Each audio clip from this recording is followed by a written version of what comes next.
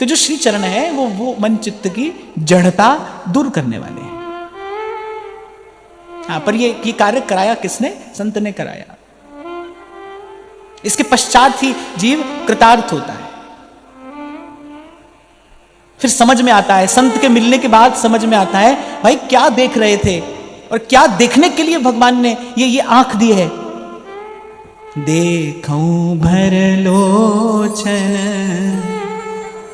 हरि भव मोचन इहै लाभ शंकर जाना।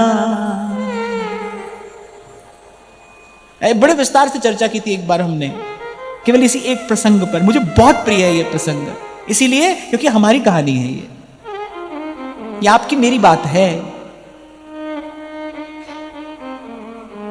इसलिए अपना सर्वस्व न्यौछावर करते हुए कबीर कहते हैं, बलिहारी गुरु आपने जिन गोविंद दियो मिलाए। लाकर मिलाया है, लाकर बुलाकर मिलाया। बलिहारी गुरु आपने, उन्हीं सबकी बलिहारी लेते हुए सेवक जी यहां पर कह रहे हैं, तिन की संगत रहत जाति कुल मद सब नंसही। निरभिमान हुआ। कल यहीं पर मैंने चर्चा को विराम दिया था कि भाई कितना भी सत्कर्म करो, पुण्य कर्म करो, श्रेष्ठ कर्म करो, पर उसके करने के साथ साथ कर्तृत्व का अभिमान आएगा, आता ही है। ये बड़ी स्वाभाविक सी बात है, आता ही है। उस अभिमान से, उस मैल से कौन बचाएगा? तिनकी संगत रहत जाति कुल मद सब नंसही। और कह रहे हैं संगत रहत माने उन्हीं के संग में रहना। जैसे ही हटोगे नहीं तो फिर आक्रमण होगा। इसलिए तो कुछ देर पहले आपसे कह रहा था भाई, संसार का मिल जाना ये कोई भजन करने का फल थोड़ी है, ये कोई बहुत बड़ी बात थोड़ी है। इससे अपने आप को बचा कर रखना ये उपलब्धि है। आप भजन करोगे तो भाई आपका प्रभाव तो आपके आभा मंडल में, आपके बोलने चलने में, आपकी चेष्टा में प्रकट होगा ही होगा। आप इत्र लगाओ, किसी को बताओ तो भी खुशबू आती है, नहीं बताओ तो भी खुशबू आती है, वो तो उसका स्वभाव है। अब ये देखना है कि भाई इससे अपने आप को बचाकर कैसे रखना है, कैसे अपने आप को छिपाकर बचाकर रखा जाए। कठिन है, कठिन है। मैंने कहा ना, संसार तो भाई स्वार्थ सिद्धि के लिए कहीं भी जाएगा, वो तो कुछ भी करेगा, वो तो कुछ भी करेगा। उसको अगर दिखा कि आप में कुछ रस है तो सबसे पहले आप ही को निचोड़ने के लिए आएगा। तो भाई हम तो ये समझ गए ये तमाशा क्या है, ये क्या हो रहा है। इसीलिए आपको समझा रहे हैं यहां से कि याते दुर्लभ काल न वृथा गमाइए, अरे ब्रज नागर नंदलाल सुनिस दिन गाइए। संभल कर रहना भाई, चदरिया झीनी रे झीनी। एक दो बातें हैं। एक तो ये संसार क्या है, कांटों की बाड़ी है, और उस पर जो वस्त्र आपने पहना है वो वस्त्र कैसा है?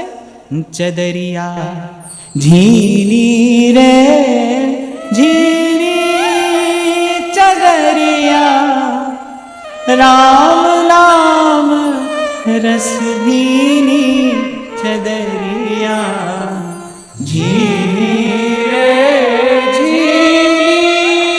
और अंतिम पंक्ति में बड़ी ऊंची और बड़ी गहरी बात कह रहे हैं कबीर, दास कबीर जतन से ओढ़ी, दास कबीर जतन से ओढ़ी। जतन माने,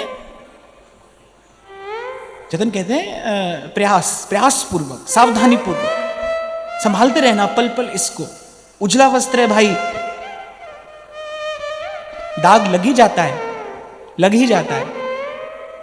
दास कबीर जतन से ओढ़ी, दास कबीर जतन से ओढ़ी, जो की त्यों धर दीनी चदरिया। उपलब्धि तो ये है, जो कि त्यों। निर्मल होकर जाए जीव प्रभु के सन्मुख, खाली मन लेकर जाए। जिन्नी नाम ते आया गए मसक्कत का। ये शब्द क्यों प्रयोग किया गुरु साहब ने? मसक्कत, मेहनत, मशक्कत। ऐसा करने के लिए परिश्रम करना पड़ेगा भाई। जिन्नी नाम ते आया गए मसक्कत का, नानक ते मुख पूजले केते छुट्टी नाल सतनाम सतनाम सतनाम सतनाम। किसी बड़े आदमी के यहां जाओ, तुम्हारे कपड़ों से दुर्गंध आती हो, मैला कुचैला मुख हो, कोई जाने देगा तुमको भीतर? ऐसी प्रकृति खड़ी है वहां द्वार पर, अपने स्वामी की सेवा में सदा तत्पर। कौन सा शब्द उसके कान तक जाने देती है? वो जिस शब्द में परमार्थ होता है। संत के शब्द जाते हैं सीधे। इसीलिए कहा, साधु का कहा वृथा नहीं जाए, क्योंकि प्रकृति बड़े आदर से उसे स्वामी के चरणों में निवेदन कर देती है, और जो स्वार्थ से भरे शब्द होते हैं वो यही रहते हैं। इसलिए तो मैं आपसे कह रहा था भाई, ऐसा थोड़ी है कि जो हमारे पास आएगा उसी के लिए हमारी शुभकामना है। जो आएगा उसके लिए भी है, जो नहीं आएगा उसके लिए भी है, जो हमको प्रणाम कर रहा है उसके लिए भी है, और जो हमको गाली दे रहा है उसके लिए भी है। सभी के लिए है। और अगर सभी के लिए ना हो फिर मैं काय का साधु हूं? फिर तो मैं भी व्यापारी हूं। अगर फिर मैं भी वही व्यवहार कर रहा हूं तो फिर तो मैं भी व्यापारी हूं। तो हमारी तो मंगल कामना सबके लिए ही है भाई। प्रसार की बात यह है भाई, सीधे सीधे हरि भजिए, ऐसे रहिए, यही रहिए, वैसे रहिए। काला पीला नीला जो आपको पहनना हो सो पहनिए, घर में रहो, वन में रहो, दुकान चलाओ मत चलाओ, ब्याह करो मत करो, भजन करो। सार की बात यह है, हरि भजिए। आपको भले ऐसा लगता हो हमने किया, आपने नहीं किया भाई, हो रहा है, हो रहा है। ये तो कर नहीं रहा है कोई, हो रहा है। प्रारब्ध कराता है, होनी करा लेती है, होनी करा लेती है। इसीलिए तो साधु को किसी में दोष नहीं दिखता, क्योंकि वो जानता है व्यक्ति का दोष है ही नहीं भाई। समय अच्छा होता है, कभी कभी समय प्रतिकूल हो जाता है, ऐसा निर्णय लिवा देता है समय। कभी कभी ऐसा समय आता है, गतिमति वैसी ही हो जाती है, व्यक्ति ऐसा निर्णय ले बैठता है कि अनुकूल प्रतिकूल सब प्रकार के परिणाम आते हैं। कौन कर रहा है? कोई नहीं कर रहा है भाई। करण करावणहार आप, उसी पर नजर रहे, उसी पर घूम घूम कर वहीं आना पड़ेगा। संत की बात को स्वीकार करना पड़ेगा। दिन भर रे नजर भर देखे, दिन भर रे नजर भर देखे। तभी महाप्रभु कह रहे हैं, सुख चाहत हरिवंश हित। सुख चाहता है फिर कृष्ण कल्पतरु सेव। इन्हीं देख, इन्हीं का विचार कर, इन्हीं का चिंतन कर, इन्हीं का स्मरण कर, इन्हीं का भजन कर, इन्हीं का सेवन कर, अगर सुख चाहता है तो, क्योंकि सुख तो यही है।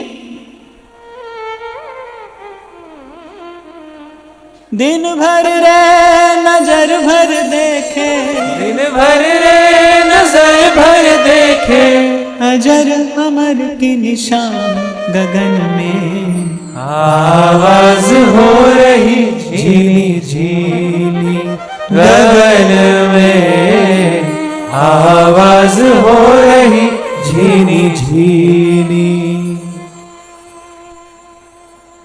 और बात तो अब यहां पर यह है कि बात तो एक ही है। बात यह है कि हमको समझ कब आती है। बहुत सारी बातें तो है भी नहीं, बात तो एक ही है। अभी देख लो, ये बात समझ कब आती है? आज आती है, कल आती है। समझदार हो तो इशारे से समझ जाओगे, नहीं तो प्रकृति के पास क्या है? साम दाम दंड भेद सब है उसके पास। और अगर कहीं पहुंच गए गुरु की शरण में तो वो तो भाई प्यार से भी समझाएगा, मार से भी समझाएगा, पर समझ तो आपको आना ही है और आपको समझना ही पड़ेगा। जैसे समझिए, अब तो मन क्रम वचन प्रतीति प्रीति दिन चरण पखारूं, और नित प्रति जूठन खाऊं, बरन भेद ही न विचारूं। तिनकी संगत रहत जाति कुल मद सब नंसही, संतत सेवक सदा भजत जे श्री हरिवंशही। आगे कहते हैं, सब अनन्य साचे सुविधि, सबको हो निज दास। सुमिरन नाम पवित्र अति, दरस परस अघना। देखो प्रथम दर्शन जो भक्त के, प्रथम फल जो भक्त के दर्शन का है ना, संत के दर्शन का जो प्रथम फल है वो है पाप नष्ट होता है। पाप नष्ट होगा तो ताप नष्ट होगा। पाप का फल ताप है, पाप के कारण ही जीवन में ताप है। साधुनाम दर्शनम पुण्यम, संत का दर्शन गंगा नहाने जैसा है, उससे भी श्रेष्ठ। बुद्ध मंगलमय संत समाजू। और गोस्वामी जी तो कहते हैं, बोले कोई आश्चर्य ना करे ये महिमा सुन के, सुन आचरज करे जनि कोई, कि मज्जन फल पेखिए तत्काला, काक होई पिक बकई मराला। संत के दर्शन का प्रथम फल है पाप नष्ट होता है, कलुष नष्ट होता है। कभी कभी आप देखते हैं कि आपके भीतर जो ये घट रहा है ना, ये अनुचित है, पर आप उससे मुक्त नहीं हो पाते। होता है ना ऐसा, कभी कभी अपने भीतर कोई ऐसी घटना घटती है, कभी कभी कोई ऐसा विचार आता है, कभी कभी हम ऐसा संकल्प कर बैठते हैं, हमको लगता है भाई ये ठीक नहीं है, ये अनुचित है, ये गुरुजनों की बात के अनुकूल नहीं है, लेकिन हम उससे मुक्त नहीं हो पाते क्योंकि वो प्रबल है,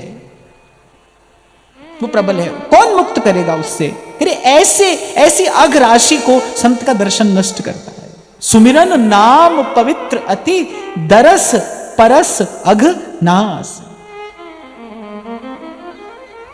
जिनके दरस परस हरि पाए, जिनके दरस परस हरि पाए। और संत का चरण स्पर्श करने को मिले तो फिर कहना ही क्या है। भागवत जी तो कहती हैं आत्मवित चरणार्चनम, संतों के जो चरण है ना वो जागृत तीर्थ हैं। तीर्थ में भी कहा जागृत तीर्थ है। जो स्थान जागृत हो ना, वहां कोई किसी भी भाव से जाए तो किंचित फल लाभ तो वो करता ही है। तो कहा कि जो संत का चरण है वो जागृत तीर्थ है, इसीलिए संतों की चरण धोवन की इतनी महिमा है। इसीलिए रैदास कहते हैं करूं आरती चरण पखारूं, तन मन धन संतन पैवारूं, तन मन धन संतन पैवारूं। पर ये प्राप्त हो संत की अनुकूलता से और प्रसन्नता से। अब डंडा लेके पीछे मत पड़ जाओ किसी के कि चरण धुलवाना ही पड़ेगा, धुलवाना ही पड़ेगा, ऐसे नहीं होता है। प्रसाद जो प्रसन्नता पूर्वक दिया जाए, आपके हाथ में जो आया है वो प्रसाद है या विषाद है, ये वस्तु पर निर्भर नहीं करता है, देने वाले की भावना पर निर्भर करता है। कपट से की हुई प्रशंसा क्या कभी सुख दे सकती है? सोचो, अगर कोई छल कपट से युक्त होकर कोई आपकी प्रशंसा कर रहा है, आपको सुख नहीं देगी। वो एक विचित्र सी हलचल वो आपके मन में पैदा करेगी। और वहीं प्रेम से पढ़ने वाली गाली कितनी अच्छी लगती है। प्रसाद वही है जो प्रसन्नता से आए, छीन झपट कर नहीं लिया जाता है प्रसाद, खींचातानी नहीं है प्रसाद में। जो इष्ट गुरु की प्रसन्नता से आ रहा है।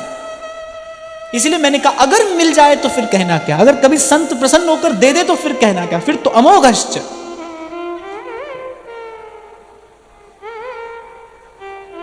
संतों की चरण धोवन की महिमा है, क्योंकि वो जागृत तीर्थ हैं। सब तीर्थों के स्नान का फल एक और है। इसका फल कह रे दास मिले हरिदासा, जन्म जन्म की पूरी आशा, जन्म जन्म की पूरी आशा। और मेरी मानो तो जीवन भर, और मैं तो कहता हूं एक जीवन क्या अनेक जीवन भी, इसी आशा में, इसी प्रतीक्षा में भजन करना। गुरु के चरण ऊपर मेरे माथे, गुरु के चरण ऊपर मेरे माथे, ताते दुख मेरे सगले लाथे, तारे दुख मेरे सगले लाते। भय कृपाल गुसाइया। इसलिए कुछ क्षण पहले मैंने कहा कभी कभी मौज में आ जाता है संत। इसी क्षण की प्रतीक्षा करें हम, इसीलिए भजन कर रहे हैं भाई कि कोई ऐसी घड़ी आएगी, कोई ऐसा दिन आएगा। जैसे नित्य प्रति हर दिन वही एक कार्य शबरी करती है, एक कार्य, वही मार्ग बुहारती है और बेर बीन लाती है। एक ही कार्य है, बस इसी आशा में। वही नाम है भाई, वही रोज जपना है, वही वाणी है, उसी का पाठ करना है। पर नाम वाणी करते करते आशा यही रखनी है कि ऐसे शबरी को आशा थी ना कि राम आएंगे। ऐसे सतगुरु अपने को कुर्बानी, सतगुरु अपने को कुर्बानी। इसलिए मैंने कहा भाई छीना झपटी करके नहीं, मांगना नहीं। आशीर्वाद मांगिए मत भाई, मांग कर मिला काम का नहीं है। बिन मांगा सो दूध है। कुछ भी हो तेरे बिन मांगा सो दूध है, और मांग मिले तो पानी। और कह कबीर वो खून है जहां मैं खींचा था नहीं। तो प्रसाद के लिए छीना झपटी नहीं। और ये तो परम प्रसाद है, ये तो जन्म मरण के बंधन से छुड़ाने वाला प्रसाद है। इसलिए मैंने कहा अगर मिल जाए तो क्या कहना, अगर कभी संत गुरु अनुकूल हो जाए तो क्या कहना। और मैं तो कहता हूं इसी की प्रतीक्षा करना। मैं कृपाल गुसाइया। कैसे किसी दिन गुरु कृपाल हुए, नठे सोग संताप, तत्ती वाऊ न लग गई, सतगुरु राखे आ। गुरु नारायण दयो गुरु, गुरु सच्चा सिरजनहार।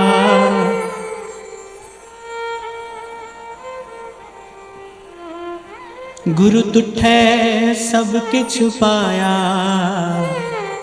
जन नानक सद बलिहार।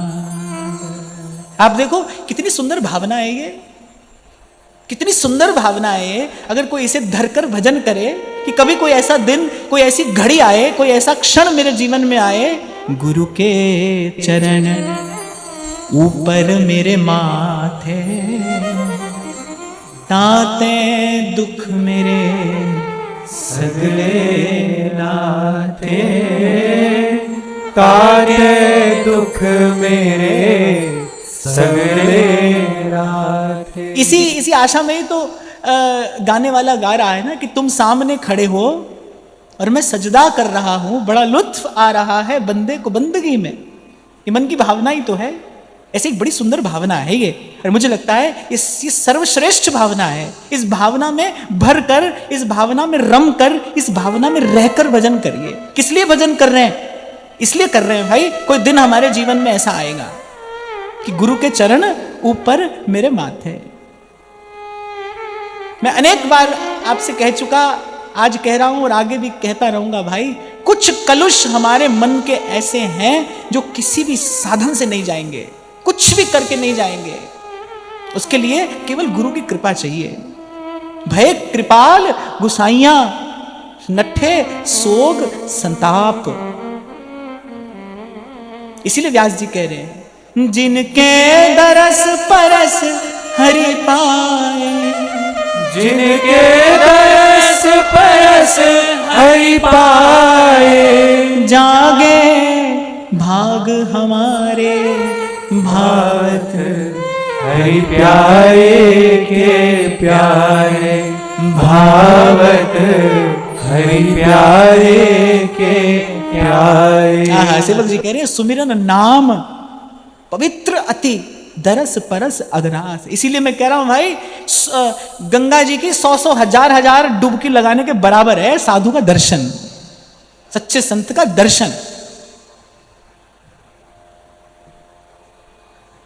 और जहां से हमने आज बात आरंभ की, साधु मिले तो यह टले, याद है?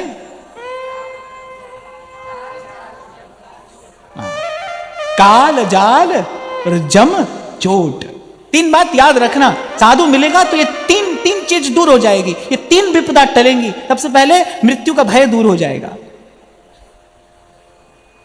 गरज कर कहती है मीरा जी, थे था के मैं मां के हो राणा जी, थे था के मैं मां के हो राणा जी, यूं कह मीरा बाई। 2 टूक।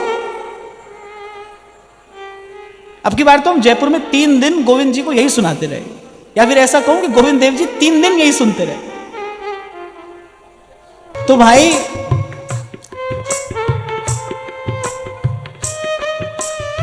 जो सार की बात अपने हाथ आई वो तो यही आई, निचोड़ की बात जो अपने एक हाथ में आई ना। अब बाकी कुछ देर पहले मैं आपसे कह ही रहा था भाई, सार की बात तो यही है। अब बात यह कि अपने को समझ में कब आती है, हम कब समझते हैं, पर है यही। कोई भी कहीं से आरंभ करे, किसी भी गली से होकर आए, आना यही पड़ेगा। मैं पुनः कह रहा हूं आपसे और विचार करके कह रहा हूं, सब साधन कर लेने पर भी मन का कुछ मैल ऐसा है जो हटेगा नहीं, कोई कुछ अंधेरा ऐसा है जो छटेगा नहीं। इसीलिए सब सयाने एक मत। पलटू साहब तो कहते हैं कि प्रेम बिना राम नहीं। ठीक है, राम ही केवल प्रेम प्यारा, तो कह रहे प्रेम बिना राम नहीं और राम बिना संत नहीं। पलटू सत्संग वरदान मांगे। प्रेम के बिना राम नहीं मिलेगा। क्या राम लक्ष्य है? अब देखो यहां बड़ी विचित्र बात है कि लक्ष्य क्या है? राम से मिलना लक्ष्य है, राम तो प्रेम से मिलेगा। बोले नहीं, राम लक्ष्य नहीं है हमारा। प्रेम बिना राम नहीं, राम से भी कुछ लेना है हमें, राम बिना संत नहीं। तो पलटू सत्संग वरदान मांगे। जब हमने श्रीमद् भागवत के एकादश प्रकरण की चर्चा की थी, यहीं से तो इसी घटना से तो एकादश प्रकरण की वो चर्चा आरंभ होती है ना। भगवान अपने धाम को जा रहे हैं, पहले तो उद्धव जी व्याकुल होते हैं, कहते प्रभु हम भी चलेंगे। फिर एक ही क्षण में उद्धव जी का मन बदल जाता है, बोले नहीं, हमारे लिए कुछ ऐसी व्यवस्था कर जाइए कि आपके प्यारे संतों का हमें संग मिलता रहे, हम यही रहेंगे, हम यही रहना चाहते हैं, हम यही सदा यही रहना चाहते हैं, बस सत्संग मिलता रहे।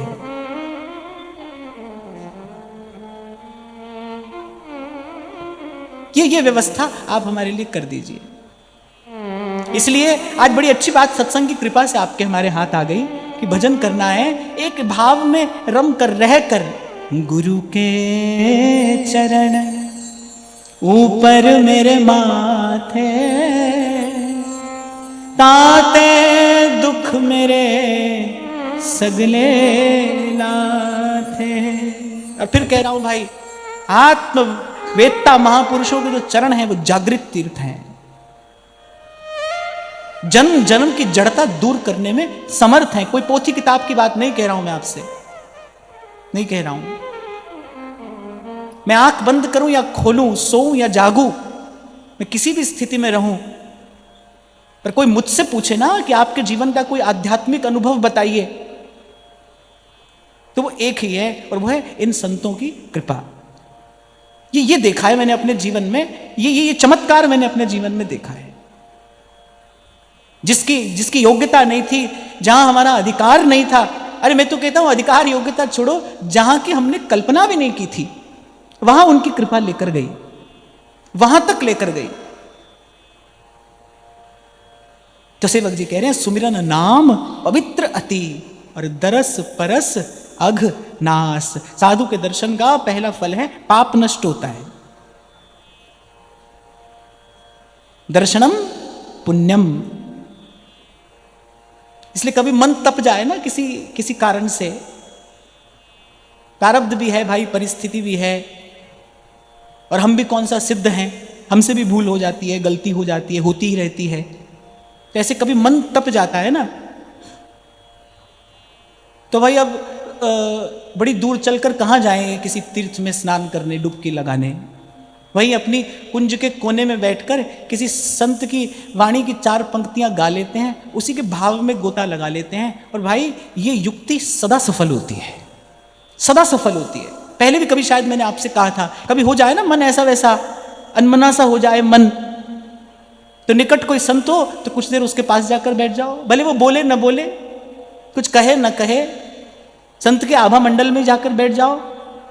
और ऐसा भी अवसर यदि न मिले तो बस ऐसी किसी संत की बात या तो विचार कर लो या गा लो या ध्या लो, इतने से आ जाता है, मन टिकाने आ जाता है भाई, मन टिकाने आ जाता है। ये आजमाई हुई औषधि है, अमोघ है। ऐसे कहते हैं ना किसी किसी रोग का ये रामबाण है, इसी रामबाण है मन को टिकाने लाने का, ये रामबाण है, मन टिकाने आ जाता है। और बाकी तो अपनी ओर से भाई प्रयास यही करना है, प्रयास क्या, अभ्यास यही करना है।